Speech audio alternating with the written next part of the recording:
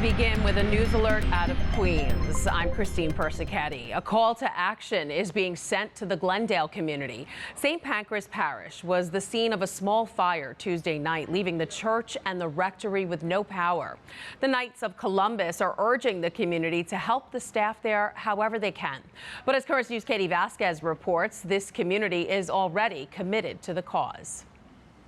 Where normally there are the sounds of bells, Tuesday night there was the sight and smell of smoke after a fire broke out at St. Pancras in Glendale. But this church is still standing behind me thanks to the quick work of its parishioners. I thought I was going to pass out. It was a call that these parishioners didn't expect. The church is on fire. She said, I'm not seeing flames, but I'm seeing a lot of smoke. And I just started to pray. The shocking news that their beloved parish was on fire Tuesday night, spreading from parishioner to parishioner. I thought I was getting a heart attack. I said, it's impossible. Pastor Monsignor Stephen Aguja says it all started when a passerby called 911 around 11 o'clock. Not only did the firefighters respond, so did the parishioners. After the first responders stopped the flames, members of the community stayed until 2 a.m., cleaning up water left behind. What a great show of love they showed for their church, and they expressed it. They told me, we love our church, we love our parish, and they were here because of that love, and I was so impressed by it. Wednesday morning, even though the church and rectory are still without power, the parish decided to celebrate Mass. We set up some battery-operated lights in the altar so the Mass could be celebrated. Their prayers in the dark, powered by the light of Christ and a faith-filled community whose fast work, they believe, saved their church from further damage. God always good. He is all our prayer. We here. We pray for each other every day, no matter what's going on. Knights of Columbus and Glendale are calling on the community to visit and look after the priests and staff here as restoration continues. An investigation into the official cause of this fire is underway. In Glendale, Katie Vasquez, Currents News. Also on Tuesday, an unholy act at presentation of the Blessed Virgin Mary Parish. This man, seen on surveillance footage at the Jamaica Queens Parish, grabbed a rock and hit a statue of the Blessed Mother at 3 a.m. Tuesday. As a result, the image of Mary is missing her hands and has damaged her face. The pastor, Father Victor Bolaños, says he's frustrated that this happened, saying the more than 100-year-old statue is a staple for his people. Many people stop here to pray, to admire. The beauty, and this statue is very important for us. Now, this image, it is a stone, but what represents is a mother, that tries to not to judge, not to punish, but tries to, embrace once and again, her children, those who go astray, to bring him back, The NYPD says the incident is still under investigation. So far, there have been no arrests. Right now, it is being classified as criminal mischief. Finally tonight, they meet in the basement of St. Gregory the Great Church in Bellerose. It's not the good book, but each month they discuss a different one, building community at the Queens Parish. One member needs no introduction. She's been a parishioner for decades, and you could say helped write the book on volunteering for the church. Tonight, she's our Pulse of the Parish.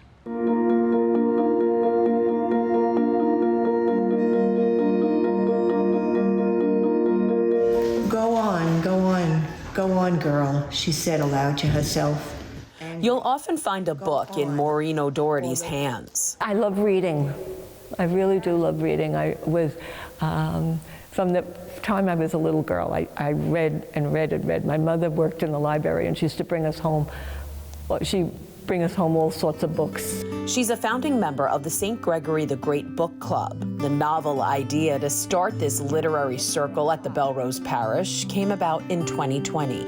There's just so much meat in it, but there was no plot. The setting, the church basement. The characters, a core group of about 10 parishioners who share their faith and their love of books. As for the tone, it's very serious. A lot of book clubs have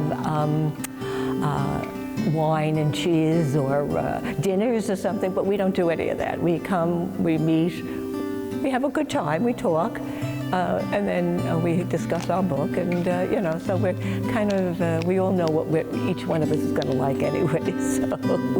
And if she's not flipping through the pages of a book with her fellow bibliophiles, you'll still likely find Maureen at church. A parishioner for the last 55 years, Maureen is a Eucharistic minister, a member of the Rosary Altar Society and the Consolation Ministry. You could call it different chapters in her church story, where her faith is always the theme. My faith is very important to me because it has gotten me through a lot of problems when my husband lost a job. I mean, we had our faith to go back to when he died. I was very, I knew that where he was and everything was going, so that kind of helped me. And I always wonder, people without faith, how they get through things. Her pastor, Father Ed Kaczurka, says Maureen is a woman dedicated to her family and her parish, and is one of the many parishioners here he can count on. To me, they live the gospel message. There's the two tenets that Christ gave us. He said to love God and to love neighbor. And the people here do it. Maureen says her involvement in the parish keeps her busy, and she hasn't reached her conclusion yet. They keep me going, and I enjoy it. Sometimes I say I do a little bit too much, but you know what? It's all very worthwhile. And now you know Maureen O'Doherty from St. Gregory the Great and how she makes up the pulse of the parish. Joining us now with more about the parish of St. Gregory the Great is its pastor, Father Ed Kaczurka. Hi, Father Ed. Hi, Christine. How are you? I'm good. So Maureen really loves your parish. She calls it her home. Yes. And a lot of people besides Maureen call it home. A lot of people have been there 40, 50, 60 years, and they feel it really is home. Yeah. And at the same time, you got the new people coming into the neighborhood, into the parish, and they feel it's home too. The way people interact on Sundays and on the weekdays, before and after Mass, talking to each other, saying, how you doing? How's it going? Checking up on sick relatives. Do you need something? It's just a great networking of people, yeah. and they do it because of love of God and love of neighbor. They're just sharing their faith in their lives with each other. Absolutely. So, in all the time I've been doing this series and going to the different churches, I would have to say that your parish is maybe one of the most unique, because when I arrived there and I was trying to get in the door, I couldn't get in, and I realized because I was trying to get in from the back way, and that was actually the front of the church, not the back of the church. Oh, it was so confusing. Yes. They flipped the church, right? Yes. Tell us about that. Years ago, when Monsignor Joe Cunningham, now of happy memory because he died last year, he was on the diocesan liturgy committee and did different things, and he had this idea of, quote unquote, flipping the church, where he put the sanctuary from the back from the back of the church to the front of the church, and then cleaned everything up where the sanctuary used to be and built a gathering space, put the baptismal font there and everything. And it's a little different. I have to walk all over the place to get to the sacristy and stuff, and you got the choir loft right above the sanctuary. Yeah, that was really interesting to see. Because about 15 years ago, one of my college classmates passed away. He was a parishioner there, and my first time in there, and this mass is going like, that is so weird. Choir loft above the sanctuary. They better be good, right? And never knowing that I was going to become pastor there later. Right. Oh, that's too funny. So it's not the first time, though, that things have kind of turned upside down at the parish. Tell us about when the parish was founded in 1935. They had to change the original construction plans. Yeah, they had plans to lay out the different buildings. The school, the church, the rectory, and all this building program. And along came Robert Moses and decided that the Cross Island Parkway was going to cut right through that area, and used eminent domain and seized property from the parish, and it ended up that we had to live with our property on both sides of the Cross Island. On the southbound side, we have the rectory, the church, and what we call the annex, this little house. We have a group of sisters living in there. Then on the northbound side of the Cross Island, you got the big convent. We got Gregorian Hall, where we have sports and auditorium type stuff and things like that. Then the big school, the big ball field that we have, a grass ball field, and then the regular schoolyard parking lots and stuff. A lot of property, but we have the Cross Island cutting through, but we're very fortunate that at least they put a tunnel underneath it that people could walk back and forth. Right. But to drive, you got to go all the way down, up and around, and everything. And it's like a mile and a half to get basically 600 feet.